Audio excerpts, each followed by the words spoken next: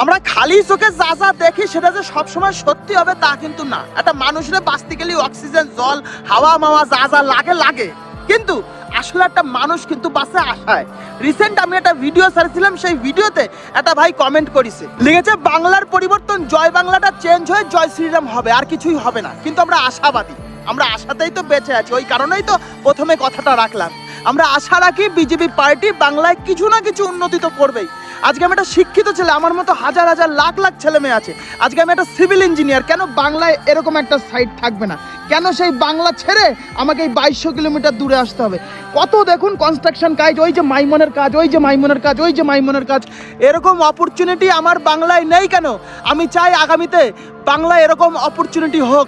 আমাদের তো নয় দিন শেষ, নতুন নতুন যারা প্রজন্মরা আছে তারা যেন বাংলায় কাজ পায়, বাড়ি ছেড়ে যেন দূরে না আসতে পারে। কালকে আমার জন্মদিনের দিন গেছে, আমি ডিম ভাত খেয়ে কাটিয়েছি। বুঝতে পারেন প্রবাসের জীবন কতটা কষ্ট। বিজেপি পার্টির কর্মকর্তাদের কাছে আমার একটাই অনুরোধ, নেক্সট জেনারেশন যেন বাংলা ছেড়ে না আসে, বাংলাতেই কাজ পায়। ভালো থাকবেন, সুস্থ থাকবেন, সতর্ক থাকবেন, অবশ্যই নিজের যত্ন নেবেন। যাই হোক, আসি, রাধে রাধে।